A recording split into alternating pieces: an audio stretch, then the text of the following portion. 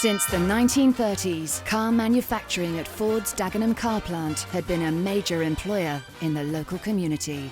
In the summer of 1968, the women making the seats for Ford's car production line learned that their pay had been downgraded to unskilled. Paid much less than their male colleagues and ignored by management and the union, they decided for the first time to stage an immediate walkout in protest. Quickly gathering the support of women up and down the country, the strike soon gained media attention. You're still staying out? Yeah. You're not going back at all? No, we are on strike. All of you? All of us, all the machinists anyway. So Yes. no car seat covers for Fords? No, not from us anyway. Prepared to stay there till we get it. Yes. Women don't make a habit of coming out on strike for nothing. As production ground to a halt, Prime Minister Harold Wilson intervened, asking Secretary of State for Employment Barbara Castle to resolve the dispute. With her support, and through the strength and determination of the women, a deal was struck with Ford that would lead to the Equal Pay Act of 1970 and secure their place in history for standing up for what they believed in. To celebrate, they let us have the canteen and we had a party. I don't remember much of that. No, I don't remember you didn't, no. The women's story was the inspiration for the hit film Made in Dagenham. I only discovered through listening to a radio show, they were talking about a momentous occasion when they had helped create equal pay for women. Women get paid less than men no matter what skill they got. Which is why, from now on, we got to demand a level playing field and rates of pay which reflect the job you do, not whether you've got a dick or not. Equal pay or nothing. Yes. All those in favour? Yes.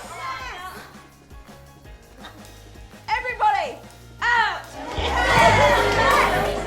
How incredible that nobody really made a film about that optimism and that sort of selfless, I suppose now you call it multitasking, but at the time it was just called getting on, coping. When we were watching the film in its final version, Steve and I once had this conversation saying, God, you almost feel as though it might be even better suited to a musical than a film, and I think there were certain sequences in it, like when you first see the women in the factory in the morning, you could just imagine them bursting into song and you could sort of feel the scene lending itself to some fantastic choreography. And I came out of the show and I remember thinking, Made in Dagenham would make a great musical. And I love the idea that this kind of feel of an ensemble, you know, it's a sort of David and Goliath story, but there are loads of Davids and Davinas. And I phoned up Steve and I said, I think Made in Dagenham would make a great musical. And he said, well, it's funny you should say that because I've already started talking to some people about making that happen. I said, well, if you do make it happen, I'd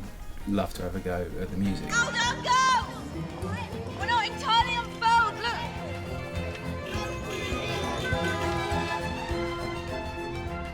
I know the feeling. Don't look, boys.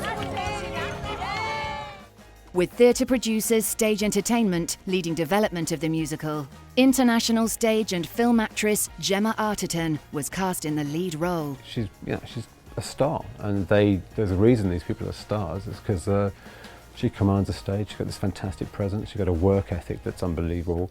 I love her because she gets laughs where there aren't laughs. So she's so you're always, as a writer, you know, you think, oh, thank goodness, so good God bless you. You know, you've just given her some free light, you give her some free comedy, which wasn't there. And sometimes they can turn a lyric or a line and give it something that just give it a bump. We are made in Dagenham. It is funny and life-affirming, and it, I hope, puts the art form back on the map as a place where you can just tell stories in song.